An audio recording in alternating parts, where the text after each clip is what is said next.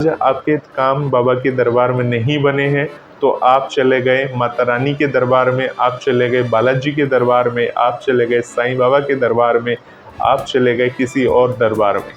तो अगर आप इस तरीके से बाबा श्याम पर भरोसा नहीं। आप सभी श्याम भक्तों को जय श्री श्याम। श्याम भक्तों कैसे हैं आप सभी? उम्मीद करते हैं अच्छे ही होंगे। श्याम भक्तों, आप सभी के बहुत सारे कमेंट्स आते रहते हैं कि हम भगवान की पूजा पाठ करते हैं, बाबा से जुड़े हुए हैं काफ़ी समय से, परंतु बाबा श्याम हमारी कोई मनोकामना पूर्ण नहीं करते हैं। बाबा श्याम हमारी अर्जियों को पूरी नहीं किए हैं अभी तक। ऐसा क्या करें? बाबा श्याम को किस प्रकार से प्रसन्न करें? बाबा श्याम के लिए हम क्या करें जिससे बाबा श्याम हमारी सारी मनोकामनाओं को पूर्ण कर दें? तो ऐसे काफ़ी सारे सवाल होते हैं आप सभी के, जो कमेंट बॉक्स के माध्यम से हम पढ़ते हैं आप सभी के सवाल, और आप सभी पूछते भी हैं बाबा श्याम हमें क्या संकेत देते हैं, जिससे बहुत सारे लोगों के घर में बाबा श्याम की तस्वीरें कभी कभी गिर जाती हैं, आरती करते करते दीपक बंद हो जाता है अपने आप। तो ये सब क्या संकेत है? क्या हो सकता है? बाबा श्याम क्या हमसे नाराज़ हैं? हम आरती कर रहे हैं, आरती करते करते हमारा दीपक बंद हो गया। और इस तरह के तमाम तरीके के सवाल हैं जो आप सभी के मन में नकारात्मक शक्तियों को पैदा करते हैं, आप सभी के विश्वास को डगमगाते हैं। जब आपका विश्वास नहीं रहता तो आप बाबा श्याम को पूछते भी नहीं हैं, और बाबा श्याम के ऊपर आपका अविश्वास होने के कारण बाबा श्याम की कृपा भी नहीं होती आप सभी को। खाटू धाम जब आप गए थे तो खाटू धाम में आपने जब बाबा श्याम के दर्शन किए, तब से आपकी ज़िंदगी बदल गई। इतने दिन से आप अपने घर में पूजा पाठ करते थे, जब आप पहली बार बाबा श्याम से मिले तब से आपकी ज़िंदगी बदली है। यानी आपने अपने आप में कुछ न कुछ परिवर्तन महसूस किया है, आपने अपने आप में कुछ न कुछ बदलाव देखा है। आपको ऐसा लगा है कि किसी ने बोला है कि तू घबरा मत, मैं तेरे साथ हूँ, तेरे हर पर साथ हूँ, तू बस मुझ पर विश्वास बना के रख। इस तरह से बाबा श्याम हम सभी को कहते हैं। उसके बाद जब हम बाबा श्याम पर भरोसा कर लेते हैं तो बाबा श्याम हमारी परीक्षा लेते हैं। बाबा श्याम हमें तरह तरह की बातों को सिखाते हैं कि इस कठिनाई में अगर आप पड़ जाओ तो इससे आप कैसे निकलोगे, अपनी बुद्धि का कैसे इस्तेमाल करोगे। ये सारी चीज़ें बाबा श्याम हमें सिखाते हैं, हमें एक परीक्षा के माध्यम से। तो उस परीक्षा को हम किस प्रकार से पास करेंगे ये हमारे ऊपर है। अगर हमारे पास सुख है, सुविधा है, तो हमारे लिए बाबा श्याम बहुत अच्छे हैं, हम उनका गुणगान गाते रहते हैं, क्योंकि बाबा श्याम ने हमें सब कुछ दिया है, हमारे पास सब कुछ है। अब मान लीजिए बाबा श्याम ने हमें कुछ भी नहीं दिया, यानी बाबा श्याम से जुड़ने के बाद हम और दुखी हो गए, हमारी सुख चैन सब छिन गई, तो हम बाबा श्याम को कोसने लगते हैं कि हे बाबा श्याम, जब से आपसे जुड़ा हूँ तब से घर में दुखी दुख है।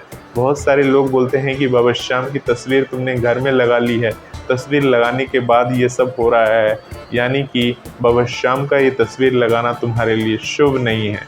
ऐसे नकारात्मक सारे सवाल होते हैं, जिसके कारण से कभी कभी हम देख के हम खुद सोच में पड़ जाते हैं कि हम आपको समझाएं तो समझाएं कैसे, क्योंकि हम सिर्फ समझा ही सकते हैं ना, प्रैक्टिकल तो आप सभी को खुद ही करना है कि बाबा श्याम पर भरोसा करना है। ऐसे ऐसे भक्त हैं जिनके साथ ऐसी ऐसी परेशानियां हैं, ऐसे ऐसे रोग हैं कि इन्हें बखान नहीं किया जा सकता। अभी कुछ दिन पहले ही एक न्यूज़ देखी थी जिसमें एक बाप की गोदी में एक बेटे ने दम तोड़ दिया, और बेटे की उम्र महज 15 साल की थी। कैसे क्या हुआ तो आप सभी को बता दूं, उनके बेटे को किसी डॉगी ने काट लिया था पहले से, और बेटे ने डर के कारण से ये बात छुपा के रखी थी, बताई नहीं थी माँ बाप को, क्योंकि उन्हें लगता था कि अगर मम्मी पापा को बताएंगे वो उस पर गुस्सा करेंगे, चिल्लाएंगे, उन्हें कुछ बोलेगा, तो इस कारण से उसने बताई नहीं। और बाद में क्या हुआ, हल्का सा डॉगी का दांत लग गया था या पंजा लग गया था, जो भी लगा था, वो तो आप जानते हैं कि अगर डॉगी की दांत लग जाए या कुछ लग जाए, अगर ब्लड निकल जाता है तो रेबीज़ फैलने का डर होता है। तो उसने नहीं बताया था, तो उसके पूरे शरीर में रेबीज़ फैल गया एक समय के बाद। और उसके बाद जब पिता ने डॉक्टर को दिखाया तो डॉक्टर ने कह दिया कि ये तो रेबीज़ फैल चुका है, इसका कुछ नहीं हो सकता। तो उसके बाद क्या था, बच्चे ने तड़प तड़प के अपने पिता की गोद में ही जान दे दी।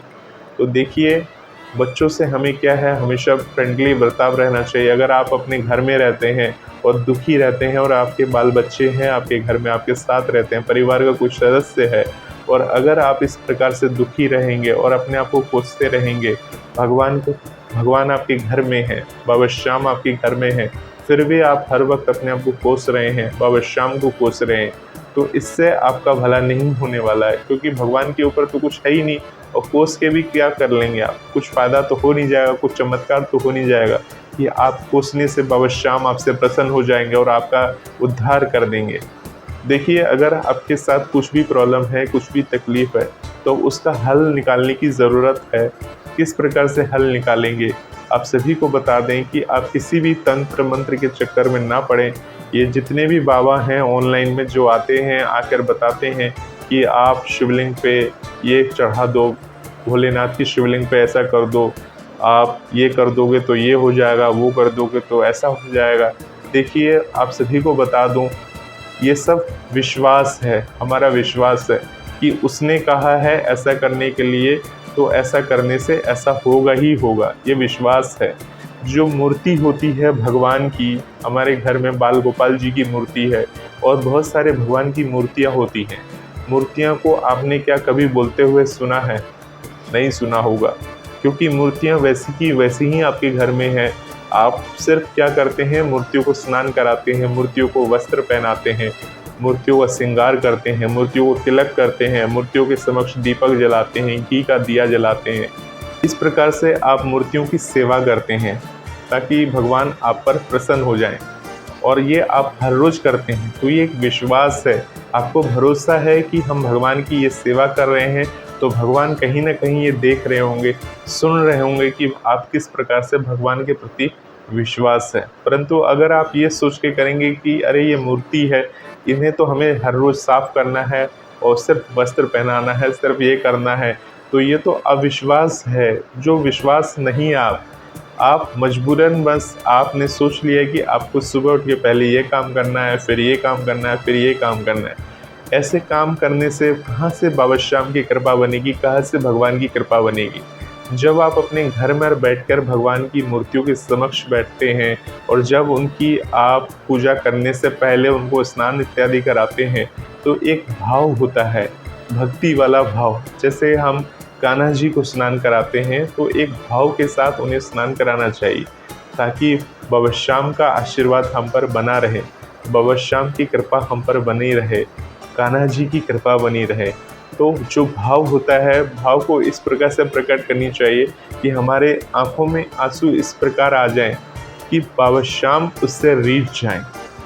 तो ये विश्वास के साथ हम ये करते हैं। तो जो लोग आपको ये बोलते हैं कि शिवलिंग पे 2 लौंग चढ़ा देना, 2 काली मिर्च चढ़ा देना, इस बेलपत्र को इस प्रकार से रख देना, तो आप सोचिए जो फूल वाला होता है वो बाबा श्याम के लिए तरह तरह की फूल की मालाएं बेचता है, फूलों की भरमार रहती है, गुलाब की, मोगरे की, बहुत तरह तरह की फूलों उसके पास रहती है। कई सालों से वो बेच रहा है, मंदिर के बाहर ही बेच रहा है, तो फूल तो वो बेच रहा है। तो क्या उसकी इच्छा नहीं है कि वो भी मर्सिडीज में घूमे, वो भी 5 स्टार होटल में जाए? उसका भी मर्जी है, परंतु वो क्या कर रहा है, अपना कर्म कर रहा है। तो भगवान क्या दे रहे हैं उसको? फल दे रहे हैं। तो सोचने से नहीं होता है, करने से होता है। कर्म को जब तक आप अप्लाई नहीं करेंगे नहीं, तब तक आपका उद्धार नहीं होगा। आज आप कर्ज से परेशान हैं और आप चाहते हैं कि शिवलिंग पर 2 लौंग चढ़ाने के बाद, 1 लोटा जल डालने के बाद महादेव से प्रार्थना करते हैं कि मेरे कर्ज को समाप्त कर दीजिए। कहाँ से हो जाएगा समाप्त? जब तक आप उसके लिए कर्म नहीं करेंगे और कर्म करने के साथ साथ भगवान पर विश्वास नहीं रखेंगे। भगवान सिर्फ आपको प्रेरणा देते हैं, कोई भी माध्यम हो, चाहे ये वीडियो के माध्यम से आपको एक प्रेरणा देते हो या किसी भी माध्यम से आपको प्रेरणा मिलती हो, अब उसको अमल करना है या नहीं करना है वो आपके ऊपर निर्भर करता है।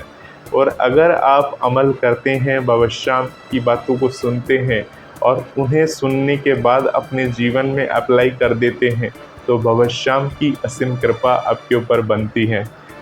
विश्वास, भरोसा आपको रखना है तो भगवान पर रखिए, कोई भी ढोंग में नहीं रखना है हमें, किसी भी प्रकार का विधि करने में हमें विश्वास नहीं रखना है। हमें सिर्फ विश्वास रखना है अपनी पूजा पाठ पे, अपनी भक्ति पे, अपनी शक्ति पे।